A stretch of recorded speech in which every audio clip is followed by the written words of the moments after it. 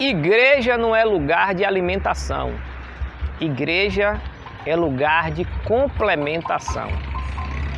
Nós somos a TVN Bahia, uma TV digital aqui da cidade de Nazaré das Farinhas, no interior da Bahia.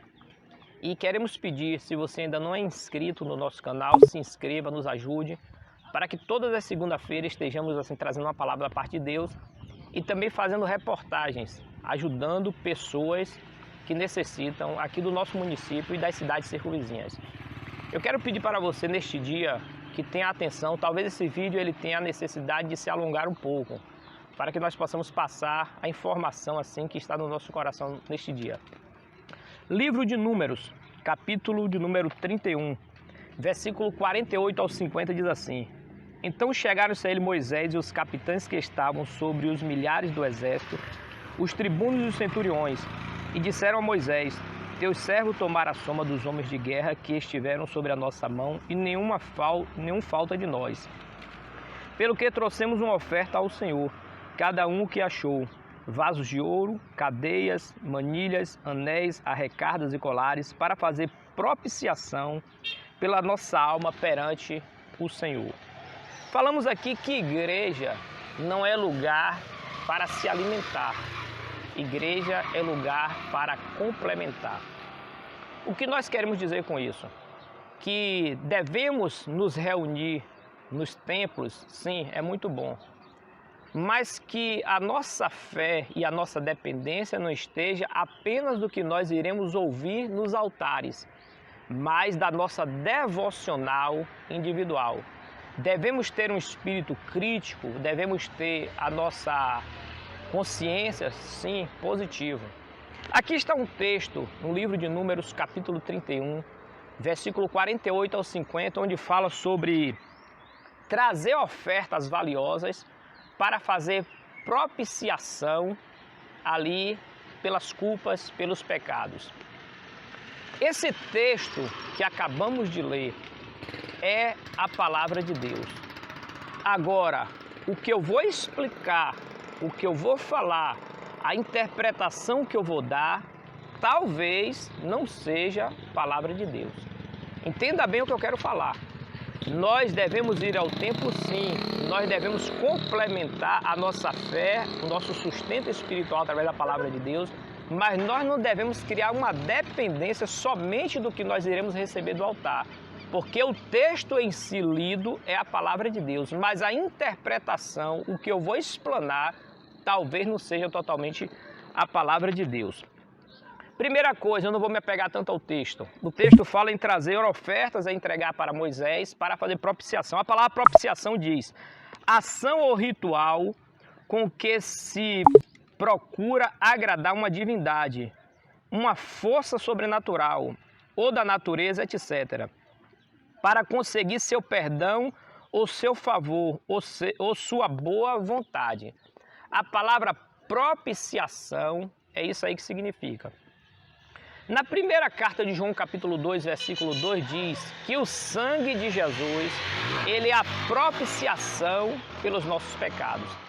Então, um texto, principalmente da antiga aliança, do Antigo Testamento, tem que se ter cuidado, porque quem está com esse poder de falar desse texto, ele vai ler a palavra de Deus, mas talvez a sua interpretação não seja a palavra de Deus, principalmente do Antigo Testamento.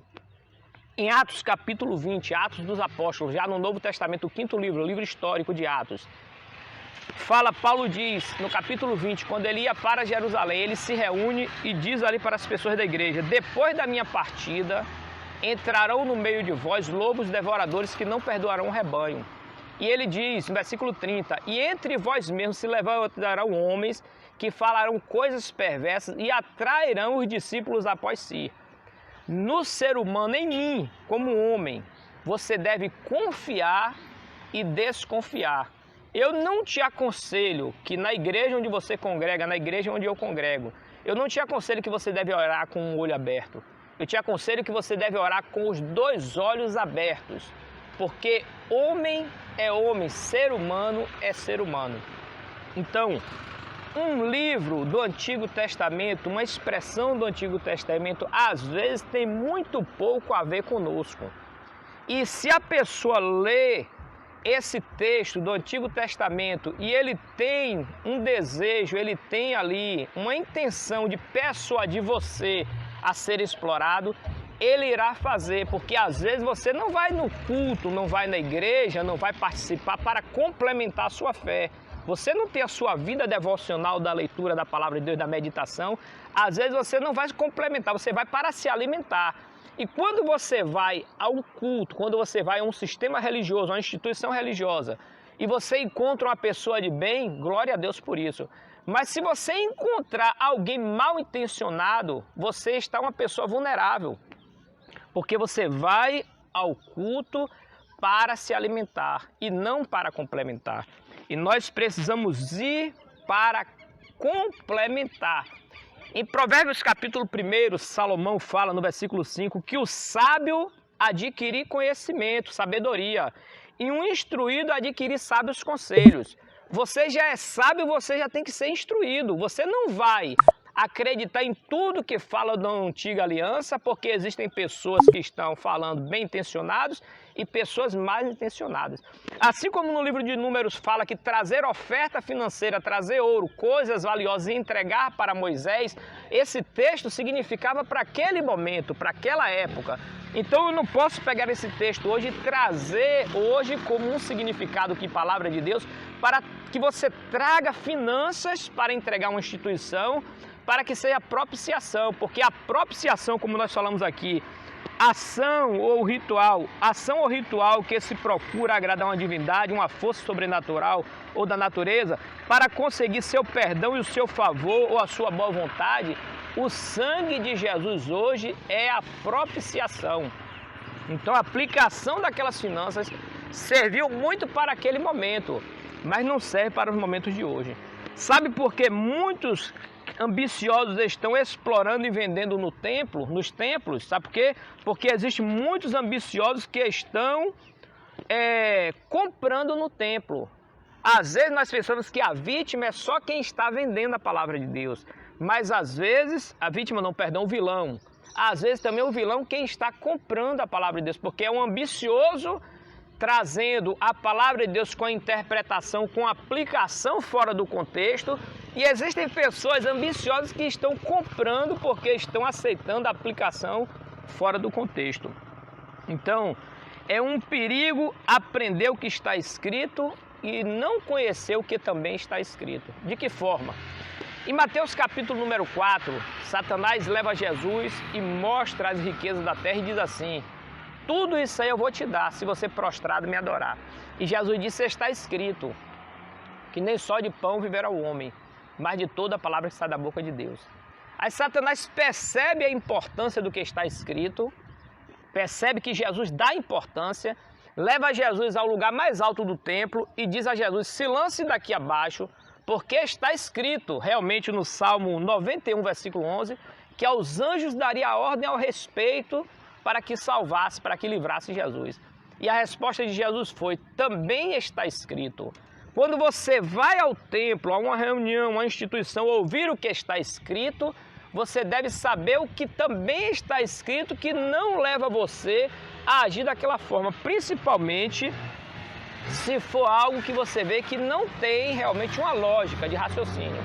Em Atos dos Apóstolos, 5º livro do Novo Testamento, livro histórico, capítulo 17, versículo de número 11, diz que quando Paulo e Silas pregavam o Evangelho, eles ficaram satisfeitos porque os crentes de Bereia eram mais nobres do que os crentes de Tessalônica, porque de bom grado eles ouviam a palavra e examinavam nas Escrituras se realmente o que estava sendo pregado era aplicável àquele momento.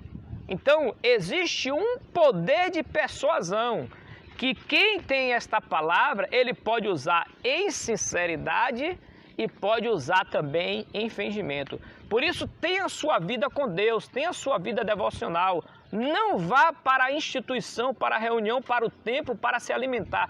Vá para complementar. Porque crente bereano é aquele que ouve de bom grado, mas ele examina nas Escrituras e vê se aquilo que está sendo falado realmente está batendo com a palavra.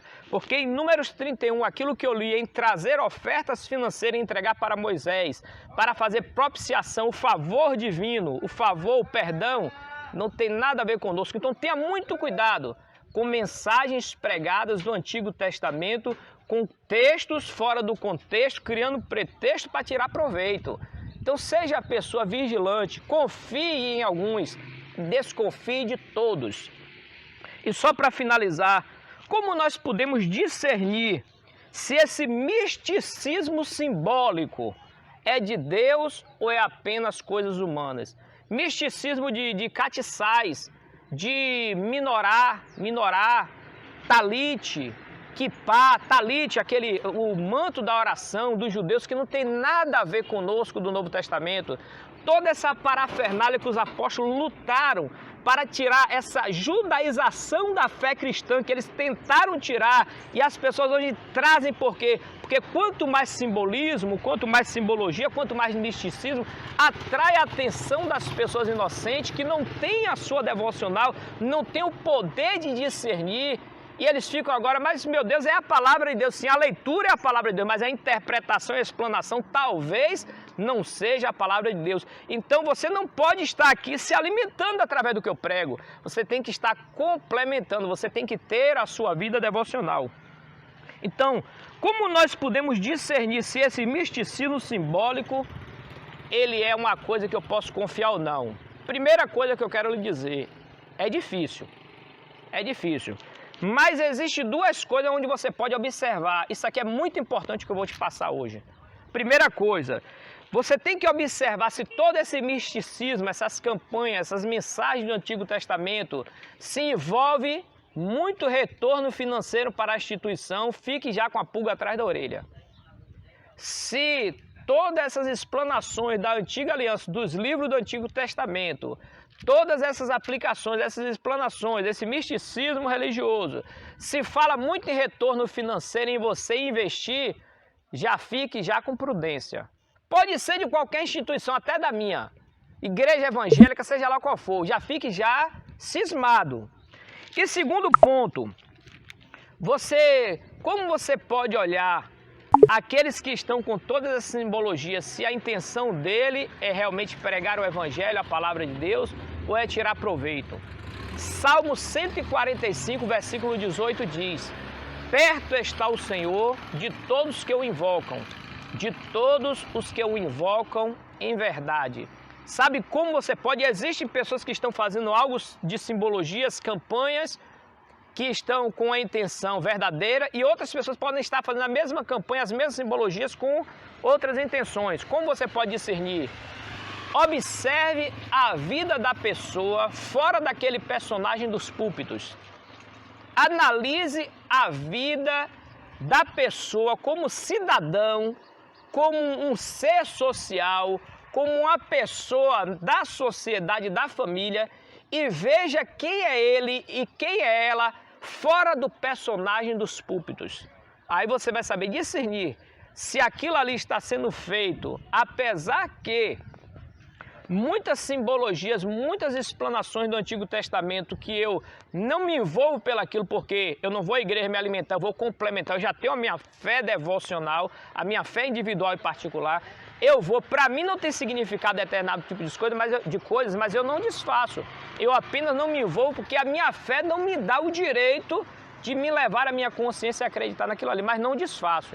Porque depende da intenção que a pessoa está fazendo. Alguém pode estar fazendo algo mal intencionado e outro fazendo a mesma coisa com boa intenção. Então, como você vai discernir? Primeiro, como eu falei, já para a gente finalizar, primeiro é você observar se o retorno dessa campanha, de o que está sendo feito, se é finanças. E segundo, observe a vida individual e pessoal daquele ser, daquele cidadão, daquele homem, daquela mulher, fora dos personagens dos púlpitos. E você vai conseguir a discernir. Então esta é a palavra da parte de Deus. Não vá a uma instituição religiosa se alimentar. Não vá com dependência. Vá complementar, mas tenha a sua vida individual, pessoal, com Deus. Esta é a mensagem da parte de Deus para o seu coração. curta o nosso vídeo, nos siga nas redes sociais. Se não é inscrito, se inscreva no nosso canal e nos dê a força para que nós possamos levar este evangelho simples e genuíno a todas as pessoas, porque nós nascemos para glorificar a Deus e não para explorar a fé alheia. Assim como o apóstolo Paulo diz na primeira carta aos Coríntios, capítulo 9, versículo 27, subjugo o meu corpo e submeto a servidão, para que pregando aos outros eu não venha de alguma forma ser reprovado.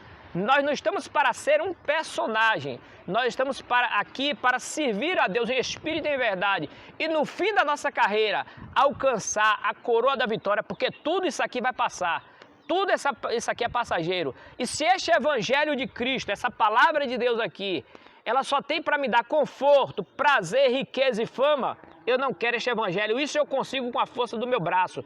Eu quero o transcendental, eu quero aquilo que Deus prometeu na eternidade através do evangelho de Cristo. Esta é a mensagem para você. TVN, sempre com você.